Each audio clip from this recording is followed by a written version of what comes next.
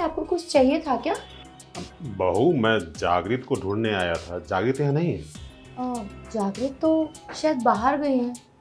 अच्छा ठीक है। अरे रुकिए ना ससुर जी, अब आइए ना, बैठ के बात करते हैं। अरे नहीं बहू, तू तो जानती है ना कितना काम है। जितना देर तुम्हारे पास बैठूंगा उतनी देर में तो कुछ काम निपटा लूंगा। अरे ससुर जी, अब पूरा दिन घर में आप और मैं अकेले ही तो रहते हैं। अब हम दोनों की बात भी नहीं हो पाती। अब थोड़ा समय निकाल के आप मुझसे बात तो कर ही सकते हैं। ससुर जी, क्या मैं आपको अच्छी नहीं लगती? ना ना, मेरी बहू तो बहुत अच्छी है, चांद सी है। इतनी खूबसूरत बहू अच्छी कैसी नहीं लगेगी? तो फिर अपनी चांद सी बहू को आप थोड़ा भी समय नहीं दे सकते? ओहो बहू, देख मेरी मजबूरी समझ। अब जागृत भी यहाँ नहीं है, इतना काम पेंडिंग पड़ा हुआ है। मैं थोड़ा काम निपटा लेता हूँ, समझे? फिर बाद में बैठ के बात करेंगे। ससुर जी सुनिए तो। नहीं बहू, मुझे जाने दे। ये ससुर और बेटा दोनों हमेशा ऐसे बिजी होने का नाटक दिखाते हैं जैसे बस इनसे ज्यादा तो किसी के पास काम ही नहीं है। अरे बेटे को तो यही फुर्सत नहीं है कि उसकी एक सुंदर बीवी भी घर पे है, हर समय बस दोस्तों के साथ काम में बिजी। अरे क्या फायदा मेरी ऐसी सुंदरता का जब ना बेटे को मतलब है, और ससुर तो मुझे देखते भी नहीं है। खैर, जो बेटे से नहीं मिल पा रहा वो ससुर से ही सही। अब क्या करूं, मैं और ससुर जी दोनों घर में अकेले जो रहते हैं। खैर, कुछ तो मुझे ऐसा चक्कर चलाना पड़ेगा जो मेरी सुंदरता का असर ससुर जी पे हो जाए और ससुर जी मेरी बात मान लें, और एक बार मुझे वो सब मिल जाए जो मैं चाहती हूँ। काम करती हूँ, ससुर जी से बात करती हूँ।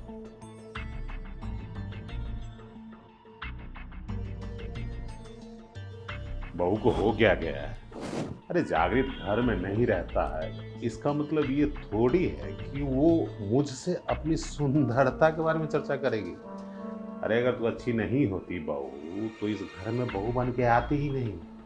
तुम्हारी खूबसूरती और तुम्हारा गुण देख के ही तो मैंने अपने बेटे से शादी करवाई थी तुम्हारी। लेकिन ये सब कमी मेरे बेटे के कारण हो रही है। अगर बेटा बहू पे ठीक से ध्यान देता तो बहू को जरूरत नहीं थी अपने ससुर से इस तरह का वार्तालाप करने की। खैर छोड़ो, जरा देख लूं यार कितना कलेक्शन हुआ है।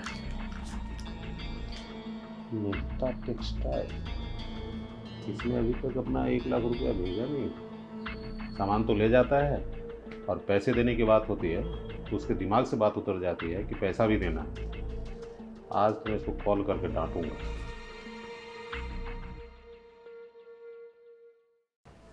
ससुर जी क्या कर रहे हैं?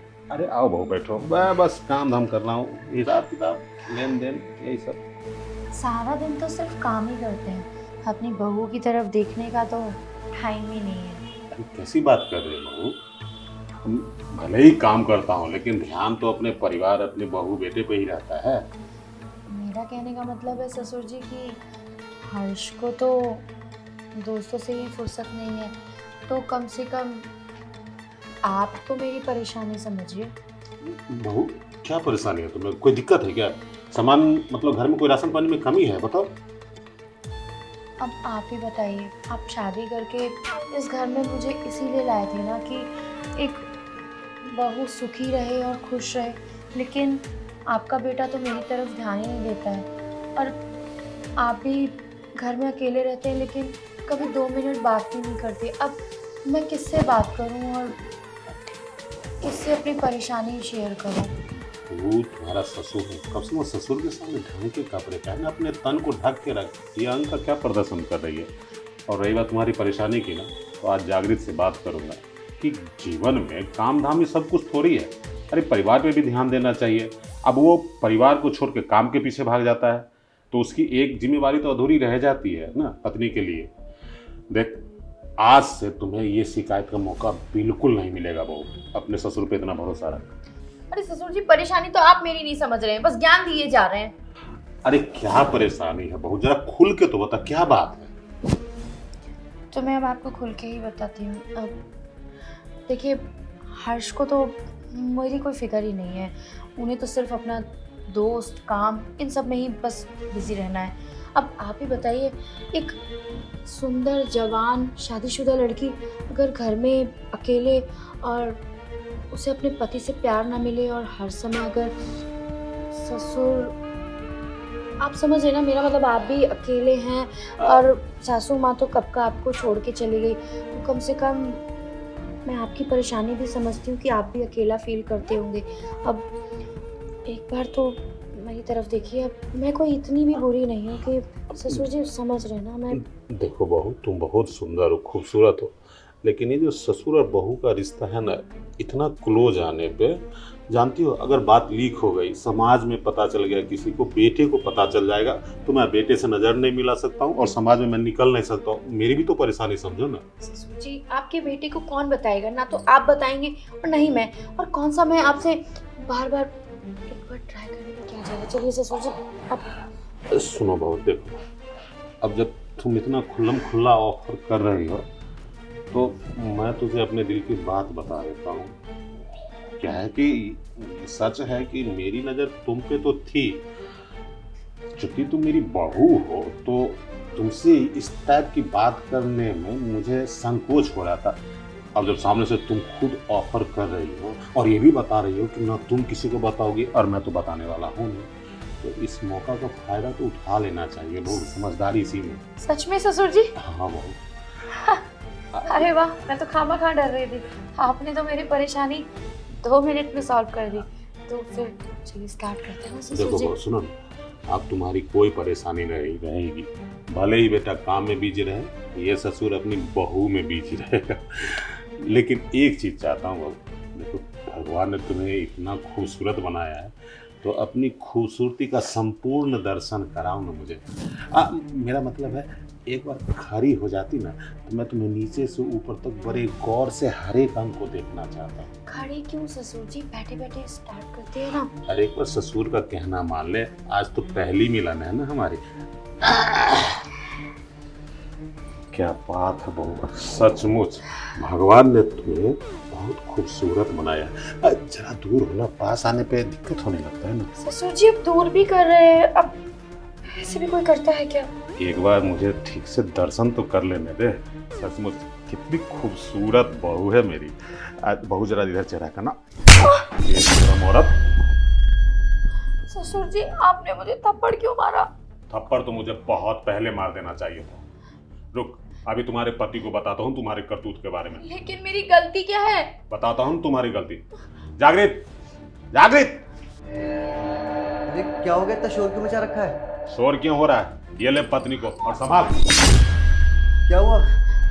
जागृत, देखो ना, ससुर जी ने मुझे थप्पड़ मारा बिना वजह। क्या पापा ने तुम्हें चाटा मारा? पापा आपकी इतनी हिम्मत, आपने मेरी बीवी के ऊपर हाथ उठाया? बेटा, चाटा तो मुझे बहुत पहले मार देना चाहिए था, जब तुम दोनों मेरे खिलाफ षड्यंत्र रच रहे थे, समझा? देखो मैं क्या कह रहा था, तुम्हें तो पता ही है कि माँ के गुजर जाने के बाद से पापा कितना अकेला फील करते हैं अपने आप को। तो मैं तो कहता हूँ एक काम करो, ये सारी जायदाद हम अपने नाम करवा लेते हैं। पर वो कैसे? तुम्हें करना कुछ नहीं है, बस तुम्हें ना पापा को अपने प्यार के जाल में फंसाना है। क्या तुम्हारा दिमाग खराब है? अरे तुम एक पति हो कि अपनी पत्नी के साथ ऐसी बातें कैसे कर सकते हो? मेरी बात समझने की कोशिश करो। अगर तुम ऐसा नहीं करोगी ना, तो उनकी तो उम्र हो गई है, अगर कल को मान लो उन्होंने दूसरी शादी कर ली, फिर हमारे हाथ से कुछ नहीं लगेगा। तो तुम्हारा कहने का मतलब है कि मैं ससुर जी के साथ वो सब कुछ करूं जो तुम्हारे साथ करती हूँ?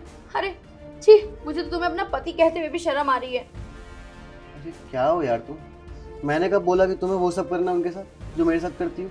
मैंने बस तुम्हें इतना बोला है कि उनको अपने प्यार के जाल में फंसाओ और उसके बाद उनसे प्रॉपर्टी के पेपर पे साइन करवाओ और सारी जायदाद हमारे नाम करवाओ। लेकिन जागृत, तुम भी तो सोचो, अगर 1% ससुर जी का मन बदल गया और उन्होंने मेरे साथ, तो तुम समझने की कोशिश करो, वो कुछ नहीं करेंगे, उससे पहले ही मैं आ जाऊंगा, टेंशन मत लो बिल्कुल भी।